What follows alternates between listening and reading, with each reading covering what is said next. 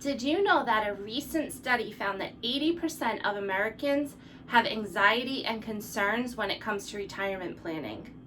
The best retirement plan depends on the individual's needs. To reduce that anxiety, I created this short clip. I'm going to share with you important considerations that you'll want to consider when creating your retirement plan. If you use these tips in handling your finances, you'll be well on your way to living a financially fit life. Welcome back, everyone, to Financially Fit with Katie. I'm Katie MacDonald, certified financial planner and owner of MacDonald Wealth Management. I am dedicated to being your anchor for a financially fit life. Now, please do not forget to subscribe and also hit that notification button. That way, when we upload new content, you'll be notified right away. Now, let's jump into today's topic on retirement planning.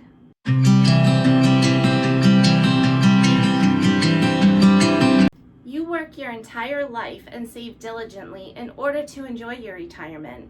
It sounds simple enough, but the realities of preparing for retirement can be much more complicated and overwhelming for some people. If you're concerned about your own prospects for retirement, here are 5 things to start doing differently right now. So change number 1, get a better understanding of your retirement needs. The average person spends about 20 years in retirement. This is a significant amount of time in which to be financially independent, which means it's important for you to plan accordingly. The Department of Labor recommends that retirees prepare to live on roughly 70 to 90% of their pre-retirement income in order to maintain their usual standard of living.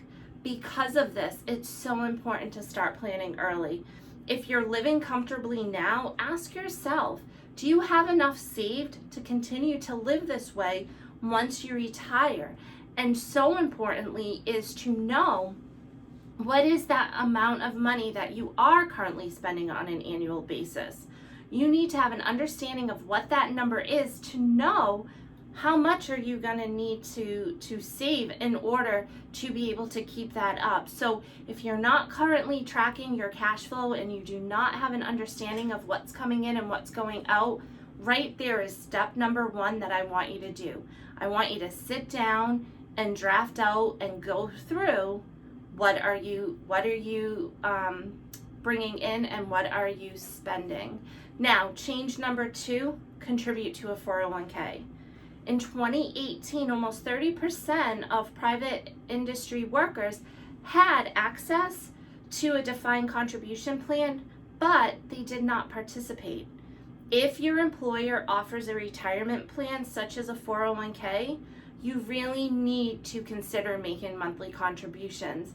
Even more important if you're a younger employee, because you've got a longer amount of time for that money to grow and really have that compounding time value of money really help you out. And when you're first starting out, it's also easier to budget that money in. Compound interest accumulates steadily over time, meaning the earlier you can start putting money away towards your retirement, the more that you're going to have in the future. Plus, money that you contribute to a traditional 401k or an IRA is tax deferred, which makes it an appealing option for those looking to lower their taxes right now. I'll often get a question, my employer isn't matching. Should I still make contributions? 100% you should. You know, there is so much going around with Social Security right now. You need to be planning for your retirement. And yes, it's a nice benefit if your employer makes a contribution, but even if they don't, you're contributing for your future. You're lowering your taxes because the way the tax code is set right now, a lot of people cannot itemize. So, and if you're needing to reduce taxable income, you really want to do it because the employer, the 401k, simple IRA, 457, 403Bs, those are going to give you some tax benefits now. So number 3, okay, you don't have a 401k, then you want to utilize an IRA. You can put up to $6,000 if you're under the age of 50, and you can contribute $7,000 if you're over 50. You'll want to choose between either a traditional IRA or a Roth IRA. Now, the differences between the two is how taxes are handled. So a traditional IRA means you're contributing money into a tax-deferred retirement vehicle. When you withdraw that money, you'll need to pay taxes on the withdrawal. So if you were able to take a tax deduction on your tax return, that means 100% of that money when it comes out is going to be taxed because you got the benefit in your taxes. Now, if you earn too much, you can't get the tax deduction, then you're going to have it's a combination. So you would pay taxes on what the earnings are, not what you contributed. So you want to take a look at that. Now with a Roth IRA, your contributions are made with after-tax dollars. So when you make withdrawals in retirement, they're going to be tax-free.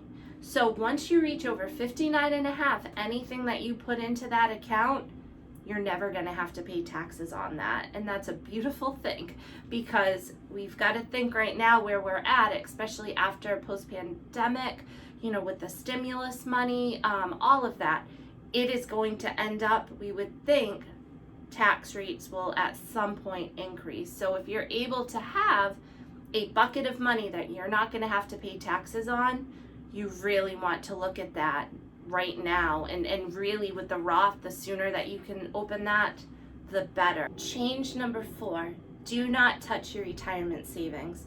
By withdrawing money from your retirement savings now, you lose valuable principal and interest that could have been income that you have in retirement. Additionally, you're going to have to pay penalties and taxes on that if you're under age 59.5, and that can all add up. If you change jobs, you want to make sure when you leave, if the new employer has a 401k, you want to look to see if they accept the money. Roll those funds into the new plan so that you've got that balance along with what you're going to start contributing into the new plan. Added together, that compounding, that will really help the growth of that account over time as well. Now, if the new employer does not have a 401k or does not accept rollover money into the plan, then you want to look to see if the investments within the current 401k are good. Keep it there. The expenses are low and you know that the funds are good. And if not, and you want to have access to different types of investments, then you're going to want to look to do an IRA rollover on that. And again, questions on that or you're not sure, that's when you really want to talk with your financial advisor, which brings us to change number 5.